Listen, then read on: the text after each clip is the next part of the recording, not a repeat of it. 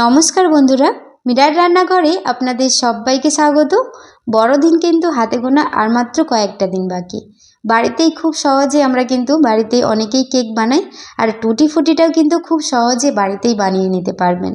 আর এটা মাত্র 2-3টে মাত্র উপকরণ লাগে, খুব বেশি উপকরণ লাগে না, আর বানানো একদম সহজ। তার জন্য এখানে আমি একটা পেঁপে নিয়েছি, আর পেঁপের পরিমাণটা আপনারা বাড়িয়ে নিতে পারেন। এটা আমাদের গাছের পেঁপে। এবার পেঁপের ওজনটা আছে 300 গ্রামের মতো। এবার এটা আমি কেটে নেব, কেটে আপনাদেরকে দেখাচ্ছি। একটা ঝুড়িতে আমি কেটে নিয়েছি, দেখুন এরকম ছোট ছোট করে কেটে নিতে হবে। এটা যখন শুকিয়ে যাবে এর থেকেও কিন্তু ছোট হয়ে যাবে। এবার এটা আমি ভালো করে ধুয়ে নেব। কড়াইয়ের মধ্যে পরিমাণ মতো জল দেবো, আর এখানে আমি জল দিয়েছি 1.5 গ্লাসের মতো। ওর মধ্যে ধুয়ে নেওয়া পেঁপেটা আমি দিয়ে দিলাম। এবার এখানে আর কিছু মেশানোর দরকার নেই, এটা আমি সেদ্ধ করে নেব। সেদ্ধ যখন হয়ে যাবে একটু চেক করে নিচ্ছি, একটা খুন্তি করে তুলে নিলাম। দেখুন পেঁপেটা কিন্তু সেদ্ধ হয়ে গেছে। এবার এটা আমি গ্যাসের ফ্লেমটা আমি অফ করে দেবো। এটা তুলে নিচ্ছি, একটা ঝুড়িতে ছেঁকে নেব।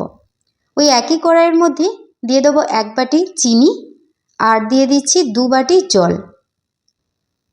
এবার চিনিটা একটু নাড়াচাড়া করে নিচ্ছি। হাই ফ্লেমে এটা ফুটিয়ে চিনিটা আমি শুধু গলিয়ে নেব, বেশিক্ষণ ফোটানোর দরকার নেই। পুরো রেসিপিটি আপনারা দেখতে থাকুন, রেসিপিটা বানানো একদম সহজ। এবার চিনিটা যখন গলে যাবে, এবার সেদ্ধ করে নেওয়া পেঁপেটা দিয়ে দিলাম, একটু নাড়াচাড়া করে নেব, আর 10 মিনিটের মতো চিনির রসে এটা ফুটিয়ে নেব।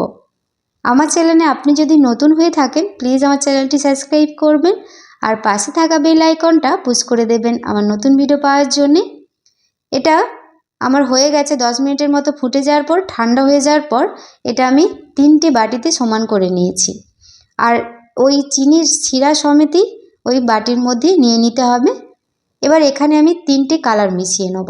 এখানে আমি 3টে ফুড কালার নিয়েছি হলুদ কালার, কমলা কালার আর সবুজ কালার। আপনাদের কাছে যেই কালার থাকবে সেই কালার দিয়ে এটা বানিয়ে নিতে পারেন টুটি ফুটিটা। আর আপনারা যদি মনে করেন কোনো রকম ফুড কালার আমরা মেশাবো না, তাহলে কিন্তু আপনারা নাও মেশাতে পারেন। চিনির শিরায় ফুটিয়ে নেওয়ার পর ঠান্ডা করে একটা পাত্রে মানে ছেঁকে নেওয়ার পর, রসটা ছেঁকে নেওয়ার পর শুকিয়ে নেবেন, তাতেই কিন্তু টুটি ফুটিটা ভালোভাবে হয়ে যাবে। 3টে বাটির মধ্যে আমি 3টে কালার দিয়ে দিয়েছি, আর ভালো করে এভাবে মিশিয়ে নিচ্ছি। দেখুন কত সুন্দর হয়েছে দেখতে, শুধু ভালো লাগার জন্য এই ফুড কালারগুলো দিচ্ছি। এই অবস্থায় মানে এই রসে চোবানো অবস্থায় কয়েক ঘন্টা রেখে দেবো, এতে কালারটা খুব সুন্দর আসবে এই টুটি ফুটির, আর দেখতেও ভালো লাগবে। ফেসবুক পেজ থেকে যদি আপনারা দেখে থাকেন প্লিজ আমার ফেসবুক পেজটা ফলো করে পাশে থাকবেন।